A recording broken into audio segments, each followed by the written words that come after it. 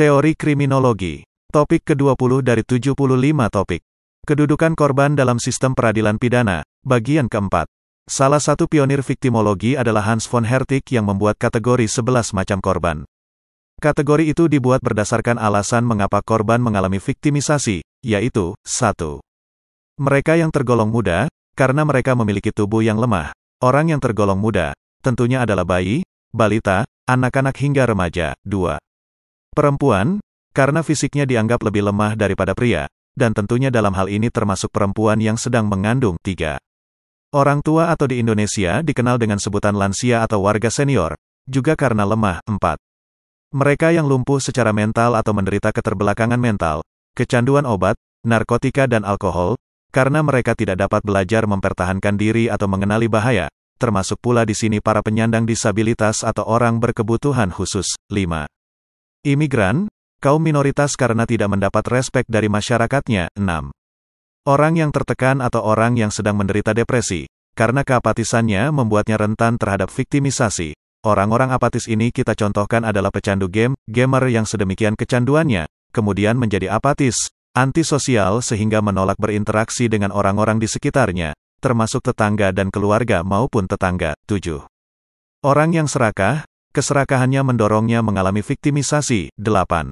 Manusia yang cenderung memiliki perbuatan asusila berlebihan, karena sensualitasnya membuat orang lain berbuat sesuatu kepadanya, termasuk berbuat jahat. 9. Penyendiri dan orang patah hati, yang sangat membutuhkan teman sehingga menjadi mengabaikan perlindungan dirinya, misalnya orang yang memiliki kecenderungan introvert, atau orang yang tidak hanya gagal dalam kehidupan perkawinan atau pacaran, namun orang yang patah hati karena gagal masuk di universitas yang idaman, atau gagal diterima bekerja pada institusi tertentu, termasuk pada kategori ini. 10. Para penyiksa pasangan atau anaknya yang kemudian menyebabkan perlawanan pasangan atau anaknya, sebagai contoh seorang pria yang ringan tangan terhadap istri dan anaknya, ketika anak dan istrinya memutuskan untuk hidup terpisah dengan ayah atau suami yang ringan tangan, dan dapat meraih kesuksesan. Sementara itu si penyiksa, karena dilaporkan kepada pihak berwenang mengenai tindakannya, dan menghadapi hukuman pidana, maka ia kehilangan mata pencahariannya, serta jatuh pada kemiskinan. Si penyiksa inilah yang tergolong korban viktimisasi. 11. Orang bebas yang nekat yang menyerang korban karena merasa hidupnya hancur, tidak dapat melindungi diri, misalnya pemeras yang berusaha mengatasi kesulitan uang, para homoseksual yang diperas atau bankir yang tidak dapat menerima dirinya dicurangi. Schaeffer dalam bukunya Viktimologi, mengembangkan konsep yang juga memposisikan korban sebagai pihak yang juga harus menanggung kesalahan dalam konteks terjadinya kejahatan. Banyak viktimisasi yang dilaporkan dan yang tidak dilaporkan. Sangat mudah memahami mengapa para pelacur, homoseksual, dan pecandu narkotika enggan melaporkan viktimisasi yang dialaminya. Namun, banyak korban kejahatan lainnya yang tidak melaporkan kejadian yang menimpa mereka, sebagaimana yang dialami oleh perempuan yang mengalami kekerasan dalam rumah tangga maupun kekerasan ketika dalam proses pacaran. Demikian para anak hingga mereka yang termasuk dewasa muda yang merupakan korban perundungan atau bullying, atau mengalami pelecehan seksual di institusi pendidikan, tempat ia menimba ilmu. Hasil survei nasional tentang kejahatan di Amerika Serikat tahun 1984 mengungkapkan alasan-alasan korban tidak melaporkan viktimisasi yang dialaminya kepada polisi. Sebagian besar korban, menurut hasil survei itu, tidak melaporkan ke polisi karena menganggap kejadiannya tidak terlalu penting. Alasan lainnya karena kejadiannya dilaporkan kepada orang lain, tidak ada bukti atau karena polisi tidak mau direpotkan. Sebagian responden beralasan karena barang yang dicuri tidak akan didapat karena tidak ada nomor identifikasinya. Sebagian lainnya beralasan karena barang yang dicuri berhasil ditemukan kembali atau pelaku tidak berhasil membawanya. Ada juga yang beralasan karena akan sangat merepotkan jika dilaporkan atau karena polisi tidak efisien, efektif dan tidak sensitif. Sebagian kecil tidak melaporkan karena takut balas dendam pelaku. Para korban pencurian tidak melaporkan 71,5% kejadian pencurian yang terjadi dan 79,6% kejadian percobaan pencurian. Korban penjamretan lebih banyak yang melaporkan kejadian, demikian juga para korban penyerangan yang mengakibatkan luka-luka lebih banyak melaporkan daripada korban penyerangan yang tidak mengalami luka-luka. Korban perempuan lebih banyak yang melaporkan kejahatan kekerasan dan pencurian yang dialaminya dibandingkan korban pria.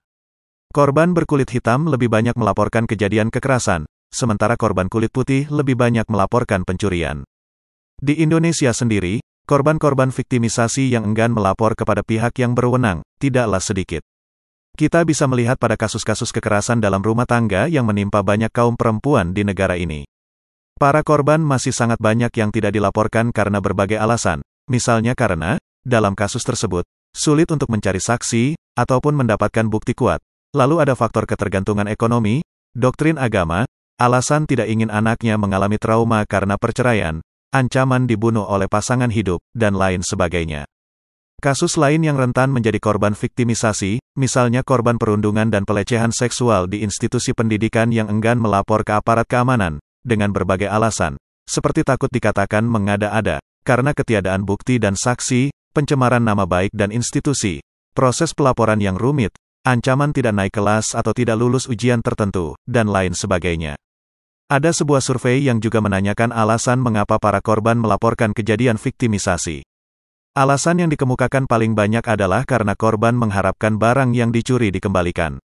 Alasan lainnya, supaya kejahatan itu tidak terjadi lagi pada orang lain, untuk menghukum pelaku, untuk menghentikan atau mencegah kejahatan tidak terjadi lagi, untuk mendapatkan klaim asuransi, karena adanya barang bukti dan membutuhkan pertolongan setelah kejadian.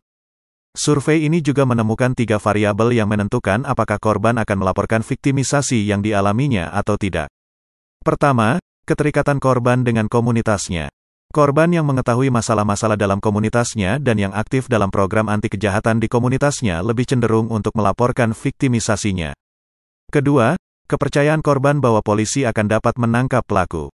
Ketiga, sikap positif terhadap polisi dan rasa percaya kepada polisi. Juga jika ada kepercayaan dari korban bahwa peradilan akan menghukum pelaku dan polisi dapat menemukan barang yang hilang, maka korban cenderung melaporkan viktimisasinya. Ketika menjadi korban kejahatan, seseorang mengalami krisis dalam hal fisik, finansial, sosial, dan psikologis. Berat ringannya krisis tersebut tergantung pada bagian mana dari diri korban yang diserang. Misalnya jika seseorang menjadi korban penjamretan, ia merasa kehilangan simbol dirinya berupa kartu kredit, uang atau kartu identitasnya. Ia juga merasa diserang otoritasnya dan kepercayaannya. Seorang istri yang mengalami kekerasan verbal, fisik, dan finansial dalam rumah tangga baik yang dilakukan oleh suami, akan mengalami krisis secara fisik, karena luka-luka akibat penganiayaan, kemudian ada dampak psikologis seperti ketakutan, tertekan, hingga depresi dikarenakan kekerasan verbal yang dilakukan oleh sang suami. Belum lagi ancaman dan keterbatasan, kehilangan maupun penghalangan akses ekonomi, yang dilakukan oleh pasangannya dalam mengatasi krisis tersebut, korban akan melewati 3 tahap. 1. Tahap ketidakteraturan awal, initial disorganization, periode perjuangan dalam rangka mengembalikan keseimbangan dan kemudian menstabilkan diri.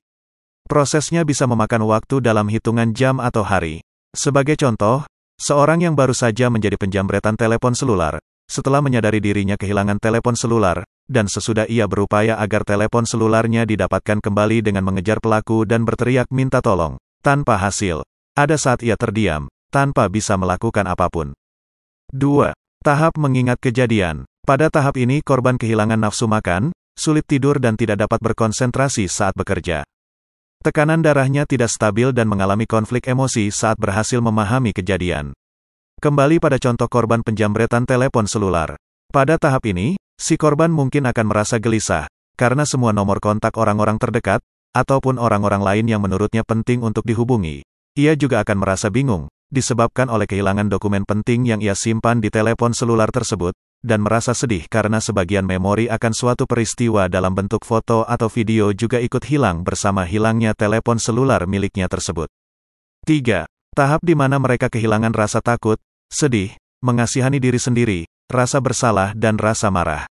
Dalam konteks seseorang yang kehilangan telepon selular karena menjadi korban penjamretan tadi, ia akan merasa takut jika pelaku kejahatan akan menyebarkan dokumen pentingnya yang ia simpan dalam telepon selular, dan ia akan merasa takut apabila orang-orang terdekat, yang nomor kontaknya tersimpan, menjadi korban kejahatan selanjutnya dalam bentuk lain, oleh si penjamret tersebut.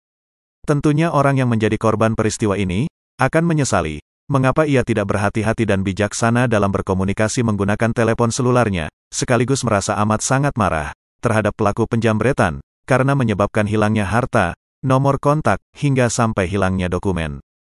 Demikianlah materi ke-20 teori kriminologi. Channel ini membantu memahami mata kuliah bagi para mahasiswa di perguruan tinggi manapun di Indonesia, maupun masyarakat umum. Video tutorial ilmu hukum, ilmu pemerintahan, ilmu komunikasi, ilmu manajemen, ilmu administrasi dan lainnya disajikan di channel. Video tutorial dituturkan dan disubtitelkan agar dapat ditonton, dibaca sambil didengarkan. Untuk pemahaman yang lebih baik, putar dan dengarkan video tutorial berulang-ulang. Subscribe dan like, agar Anda mendapatkan update tutorial lainnya. Bagikan link video ini, agar teman lain juga mendapatkan manfaat channel ini. Sampai jumpa.